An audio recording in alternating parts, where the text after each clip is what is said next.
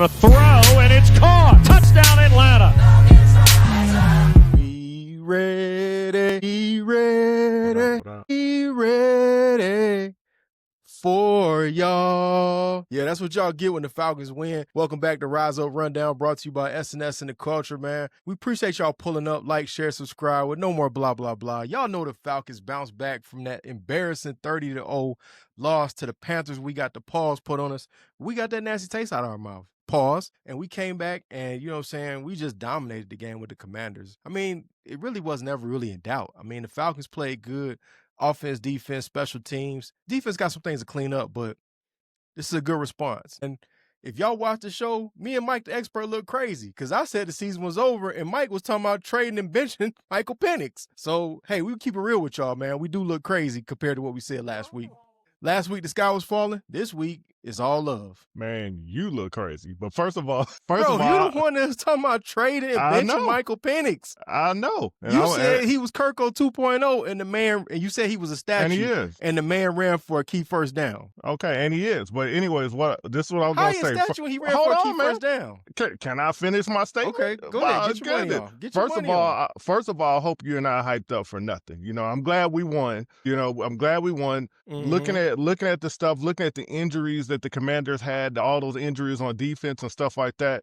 I'm just upset that we didn't win by more. Go ahead and pour cold water on it. No, I'm just saying 34. See, look, I like the Falcons. I want the Falcons to win. I know you want the Falcons to win, but of course. But this game looks like it could be fool's gold. I mean, this was a game we were going against basically backups on their defense at times or whatever. 34-27, the game was too close. We only won by a touchdown. Dog, they had most of their defensive starters. I think you mean on offense with Marcus Mariota at quarterback because, Jaden Daniels was out. No, some of their defensive players, they were either out or they were injured. Like their safety, their cornerback or whatever, these guys were hurt. And they're out there, and I mean, we were able to exploit that.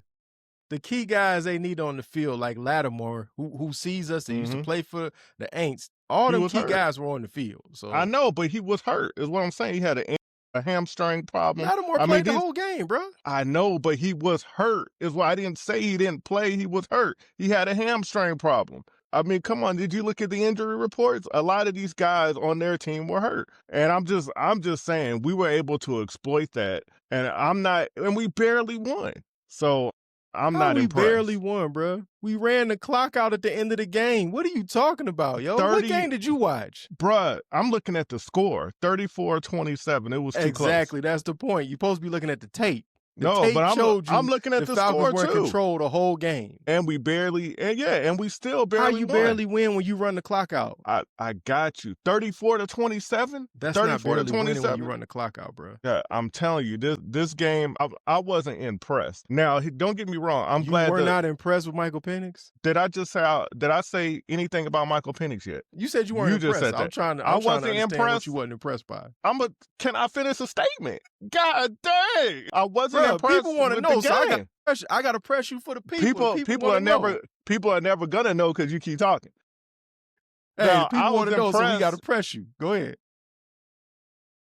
I can talk now. I was impressed. I mean, I wasn't impressed by the game overall. Mm-hmm. I wasn't impressed by the game overall. Now, we did our thing. I mean, Pennix was able to throw. Facts. Yeah, Pennix was able to throw the deeper passes, which he wasn't able to do. He got a couple touchdown passes, which, I mean, he got more in this game than he had the whole season. So, I mean, there you go with this narrative. Hey, I'm just saying. So, I mean, the guy Pennix, with this narrative. Yeah, guy Pennix. Did you ask Michael Pennix for a picture? He told you no? No. But Michael Pennix got off this game. He got off this game, so I'm gonna give him credit for that. And I do got to give our offensive line credit. Yes. Yeah, because the offensive line, and this is why Pennix was set up so well. First of all, the offensive line did a great job. Did a great job, gave him more time to do what he was able to get his reads off and everything. They gave him more time. So I got to give them credit for that. We did more play action, which we should have been doing. That all in itself, that was great all in itself. So that helped a whole lot. We weren't as predictable as we usually are. So we did everything that we should have been doing, and it turned out to a dub. Hey, nothing make you work better when you know your job is on the line. Yeah. You know you had coworkers that were late. All they needed was Mhm. that final write-up, and they start being on time. Yeah. Yeah. And you know that. Exactly. You manage people, and you gave them a write-up, and they start being on time. They start being polite. They Mhm. start doing everything you asked them to do before they got that write-up. Yeah. Yeah. No, that's usually how it goes. But, taking that back over to Penix, like I'm hard on Penix because I know and I'm Clearly. sure no, and I'm hard on him because I know the talent that he has. And looking at his game, even though I know there's other factors that go into it, it's not just Mhm. him, but some of it's him too. I'm not giving the blame just to everybody else. And I know this guy, Penix, he has elite arm talent. I mean, if you look in college, he was getting the statistics. I mean, the dude had over 4,000 yards, passing yards, 2 seasons in a row, 4,600, 4,900. I mean, the dude, he had leadership, mental toughness, athleticism, everything Facts. in college. But the problem is when he got to the NFL, it's a little bit different because these guys, they're faster, they're tougher, they're faster. When you're throwing that ball deep, you're throwing it in like tight situations. It's not like how it Short was in windows, college. bruh. Dudes Exactly, can shorter cover windows. ground quickly. Exactly. So he hasn't adapted to that yet and everything. Now, that combined with the way our play calling was, yeah, that's going to put him in a bad situation. Bruh, the man is still a rookie. Okay? Let's not forget he's He's still a not a rookie. He rookie has anymore. not played a whole season. Yeah, he's not a rookie. He has not played a whole season, bro. He's still a rookie. That's all right. He has Hey. not played a whole season. These are the ups and downs. I like the accountability he Mhm. took when he said, hey, man, you try to run perfect, but we don't get that. I'm human, but I wanted to respond. So that showed me a lot Yeah. about this guy's character. He came out here and responded. Like you said, he has a big arm, consistently throwing to the second level, consistently deep bombs. In college, we saw a lot of that. When he was in college, he used to get busy. Him and Rome Odunze used to go crazy with down the field passes. And we finally saw that with him and Drake London. And then my man Kyle Pitts is no longer on the back of a milk carton. Shout out to Kyle Pitts. He told me he was going to do this. When we had a conversation, he said, KP, I'm going to get busy. Just give me a chance. And I said, all right, I'm going to give you a chance. So, hey, he stuck true to his word, and I got to give him that. And I mean, for Kyle Pitts, of course, he's very happy because this week is his birthday, because we got the same birthday. So he going to the bye week with a smile on his face. And I like the fact that he got a touchdown. And they need to keep using him. And then one of the things I really like, I saw my man Tyler Algier. They use a two-back system, and it worked to a T. Bijan got his money off, got his tub up out of there, had an amazing play where he spun up out of the defense, bounced off a couple guys, juked some guys. He was out there looking like a combination of Saquon Barkley and Bo Jackson. It was just impressive, man. He got busy. So shout out to Bijan Robinson. I love what he did today, as far as game day. And then I got to give, like you said, a lot of credit. A game ball goes to the offensive line because they did their job when it came from a pass protection perspective, letting him get to his second and third read. Shoot, he even got to Casey Washington, a guy that's coming off the bench because looked like Darnell Mooney hamstring flared up again. And then they got their money off with the run. They was doing both, run blocking and pass blocking. What more can you ask for? Now, Beautiful pancake by Jake Matthews. Love that. I was very excited to see that. Yeah, They look nasty. And another thing that helped with the line is that basically there was no rotation in the line. They basically kept the same players and the same starters. So I think that really helped. It helped with the continuity and everything. And Penix knew kind of what he was going to get with that. So they kind of just kept them in. And they kept Penix safe, and they gave him time to do what he needs to do. They ran the right plays, and this is what happens. I think Penix still has a job to do to get a little better with his accuracy right now and stuff like that. But I think it's getting better. It's getting there. And I'm not going to jump the gun on this one game. I really do think that Penix has been playing bad up until now. And I think this is the game that really helped him. And hopefully this is the game that can get him over to that next level. So, we'll see. We'll see. I ain't gonna say he's been playing bad, bro. I think he's been playing bad. Heavy-handed. He had one bad game. No. As a Falcon, he's had one bad game, bro. No.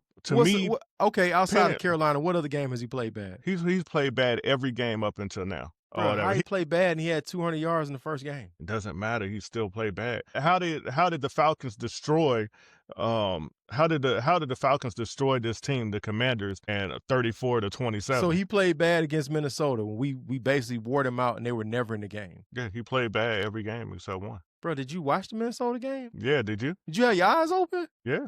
Was you drinking? He played bad every game except one.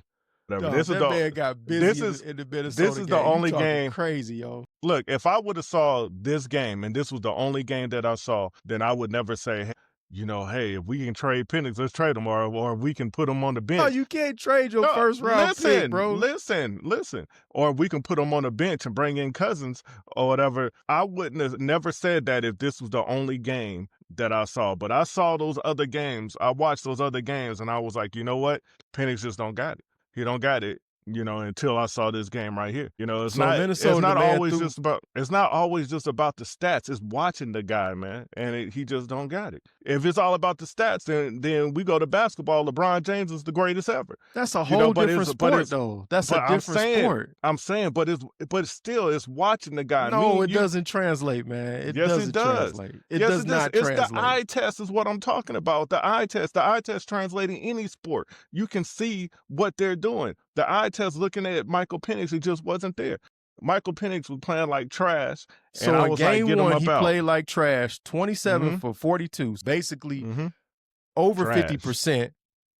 Trash. 298 yards, no interceptions, and the touchdowns, trash. Yeah, trash. Did he throw? He threw for one passing touchdown until but we game. all know the play calling has been horrible. We have not used play action. You want to blame everybody. Vanilla. You want to blame everybody except Pennix. I just said he had a bad game against Carolina. No, I'm just saying every time we talk about Pennix, and anybody says anything bad about him, it's it's the play calling. No, it's this, it's that. That makes a big difference in football. No, I know it makes a big difference, but it's still, you got to put some of the onus on him. He's the one doing it. You know what I'm saying? You got to put some of the onus on him. Now he had a good game. I think he played like trash in Carolina. Yesterday, he balled out. That's just the plain truth, man. He did. That's what I'm saying. Game one, and our play calling let us down as usual. He didn't ball out in game one. He played decent in game one. He played trash against Carolina, and he played great. He played real good this last game against the Commander. Yeah, we got to agree to disagree on that one. But how about this, real quick? You feeling good? We got the bye. Now you feeling good when we got to see Josh Allen and the Bills at home now? You feeling better about it? No, I'm not feeling good about it. I'm not feeling good about it at all. You the one came on here singing all happy about that we beat a cup. We beat a Commanders. Captain Overreaction. I am Captain Kool-Aid. I know that, bro. You feeling all good about being a Commanders team that, now looking at it, I'm like, hey, okay, I can see why we beat them and everything, and how depleted and hurt they were and all that. Yeah. I'm not all, excited. we didn't have to see Scary Terry, which was great. We didn't have to see Jaden Daniels. Yeah. Well, I got a little concerned. Marcus Mariota was running around a little bit in the first half, and they got it under control. Yeah, I want to see if we can keep this up. I want to see if the Falcons, can keep this up. I'm not getting too excited about it. So, we'll see what happens. Oh, there you go. We'll see what happens. So, y'all got to hear from us, Pennix. Of course. This guy crazy. Trade Pennix. Trade him while his stock is high right now after this game. This Trade man him. Crazy. Get rid of nasty work. This is nasty work. Clearly, this man is not an expert of football, but that's I'm the expert of everything. Well, shoot, in the next episode, we're going to talk about the Bills and a lot of other stuff. So y'all continue to like, share, subscribe, comment. Please comment and let Mike the expert know how crazy it is when we talk about Michael Pennix. How y'all feeling? Y'all feel better? Kirko. Because y'all know football is a week-to-week sport. 1 week you feel good, 1 week you feel terrible. So we'll see y'all next. I went 3 weeks.